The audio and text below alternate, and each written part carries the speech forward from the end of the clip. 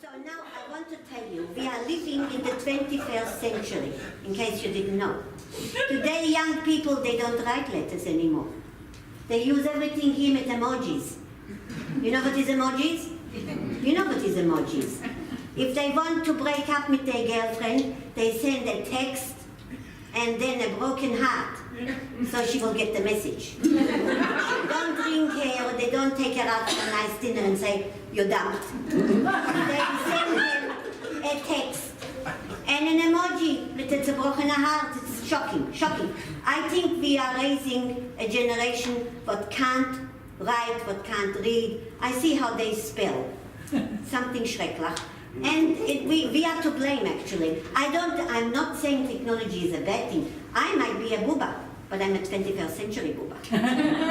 I use text, I use Facebook, Instagram I'm not so good, but Facebook I love, and I use it all the time. I talk to my friends in Israel, but these emojis is driving me nuts, really. So I thought today, given that Jewish Care is using emojis for our appeal, which is a brilliant idea for all those illiterate people, but can ich verstehen English?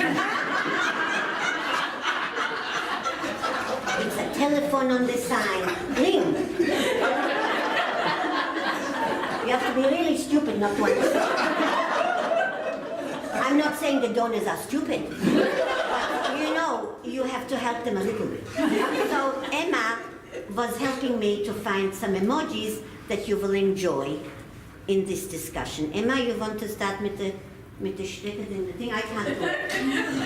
So, we talked about, Adina talked about, it's a holiday of liberation. Not for women, let me tell you. Women are stuck in the kitchen 24/7. Cooking, schlepping, washing, ironing curtains, I don't know for why. Washing bedclothes, gatkes, all everything. So, you know, it's a very, very difficult time for women. But after 8 long days, we are done with that. In the meantime, we're spending every waking minute in the kitchen. So, I'm going to tell you a little bit about, first of all, why we spend so much time in the kitchen. First of all, look at this Seder plate. We have to set the table. My table is set already. My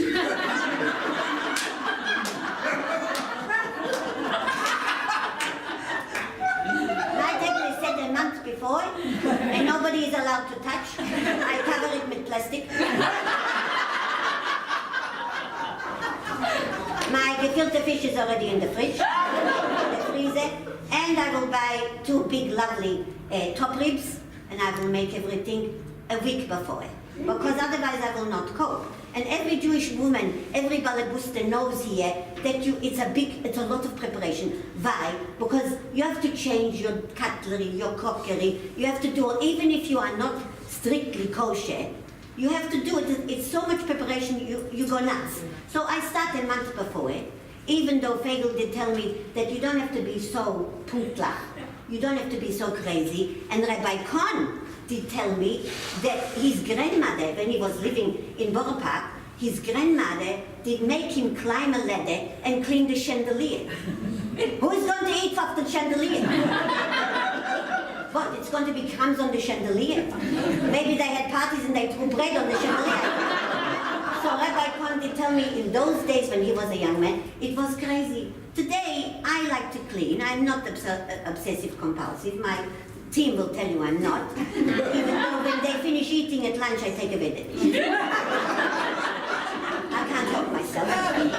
So I'm going to talk a little bit about what is constituting the Seder table. The Seder table, first of all, the centerpiece is this lovely Seder plate. It's called the A.K.A. Say after me, A.K.A. Very nicely done. Okay, you all passed. Okay, so on this A.K.A., Emma, are we ready? Yeah. I'm going to mix things up a bit. You can see here, and we have the shank bone here. I don't know what kind of a shank bone this is. This was a very small shank. Here's the roasted shank bone, reminding us of the offerings in the temple. Am I right, Adina? Thank you, darling. Here, what is that, a potato? I don't know what that is. I have no idea why it's on the plate. It's a parsnip. Is that maror? Dalia, where are you, darling? Dalia, is that maror? Karpas. Karpas. All right, bitter. Bitter helps. Karpas.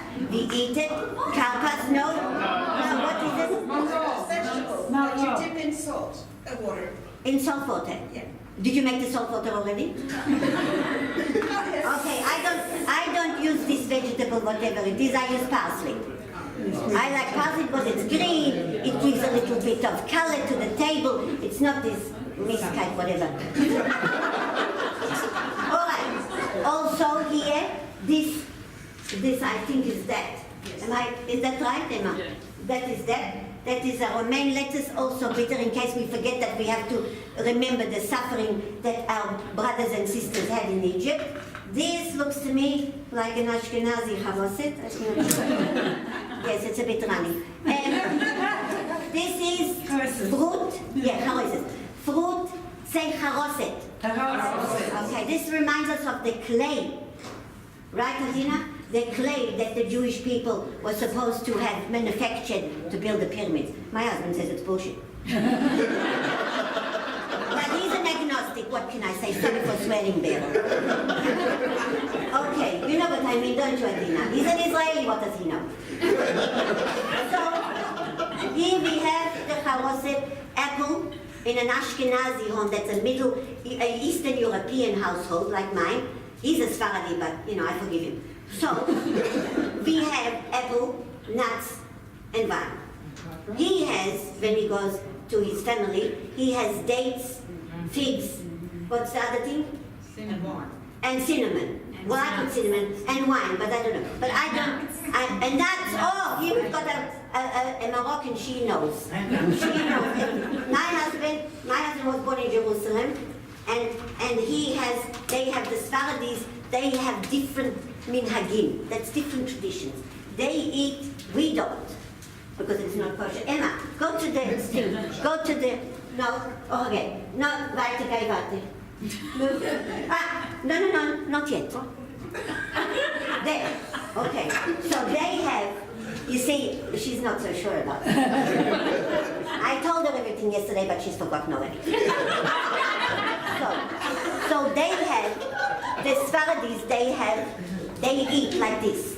They eat everything not kosher, because they're not really Jewish. So how can they be Jewish? They don't speak Yiddish. They eat like this. They eat corn. Any food that is expanding. It's unleavened. That's not kosher at Pesach.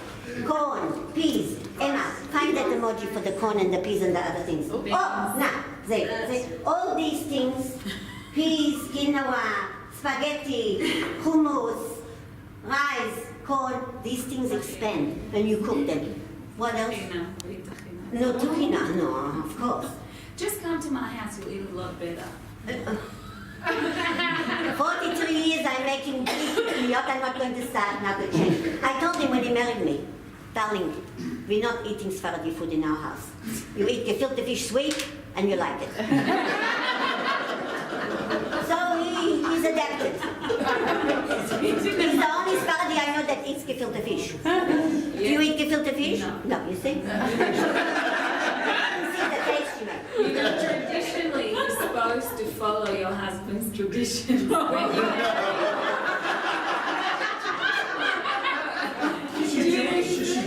I'm traditional to the core, but in my kitchen he follows my tradition. That's how it goes. But you can eat. Go to the potato. You can eat. Here, no, Emma, are you fine?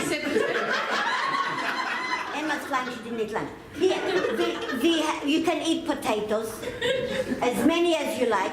You can eat, eggs as many as you like. You can eat avocado. But you can't eat, for the Gen Y, smashed avocado with feta.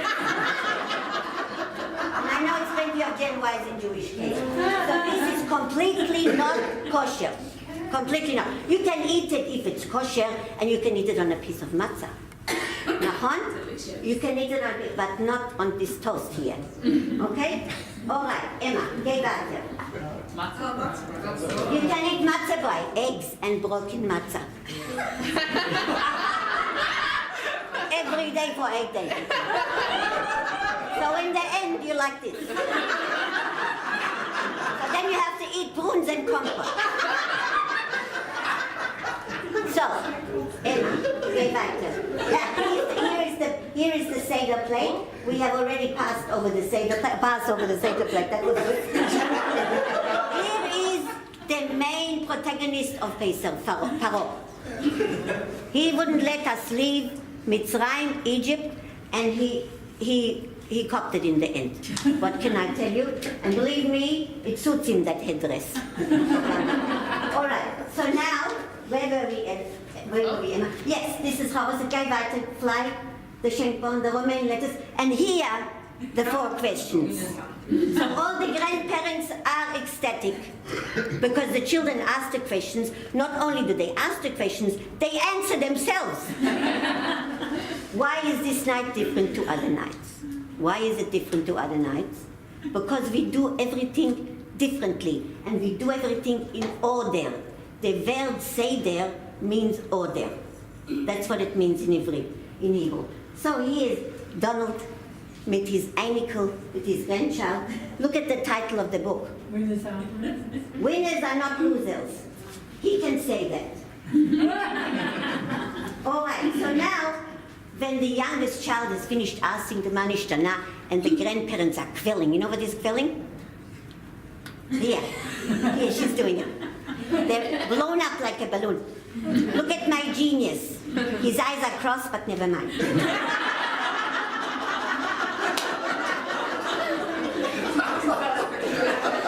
He's a genius. He can't talk, but he's a genius. Okay, Emma, go now to please here we go. So there are 4 sons in the family that Adina was telling you about. Every family has, children who are not so successful. This one is the clever son. The clever son always does everything. He's Adina. He does everything. He's brilliant. He knows how to talk. He's a soiche. He's finished 10 different lawyer degree, a doctor degree, an accountant degree. He's brilliant. So the clever son is the one that is really the pride of the family. Then we have the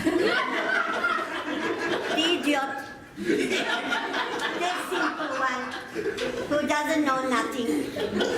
Never, he's happy in himself. I have a few relatives like that. They come, they sit, they eat, they go. Then we have the cholera, the wicked son. He knows everything, he manipulates.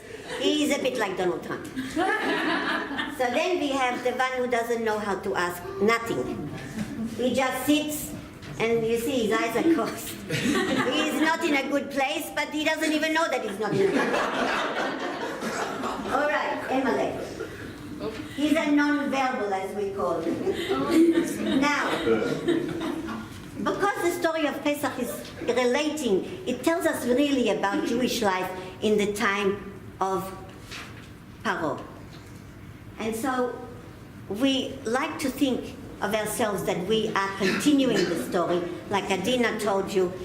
Tell the story. That's the word Haggadah. It is tell your sons the story. That's the literal translation of Haggadah. So every year when we sit at the table, we are telling the story to Dor Himshech, to the next generation. And so we are happy to tell the story because it means that our children, eventually, and our grandchildren, will also be able to tell this story to their children. That is the whole idea of Pesach. And we always think of, my family is not the only dysfunctional one in the universe. If these 4 sons are part of a family, the simple, the wicked, the clever, and the non-verbal, then my family is not so bad. So everyone relates in their own way to this story. And I hope that you will have a wonderful, wonderful Pesach. And of course, at the end of the Seder, we live in the fervent hope that we will one day end up here in Yerushalayim. So we say always, L'shana haba b'Yerushalayim, next year in Jerusalem. I'm going to be there next month.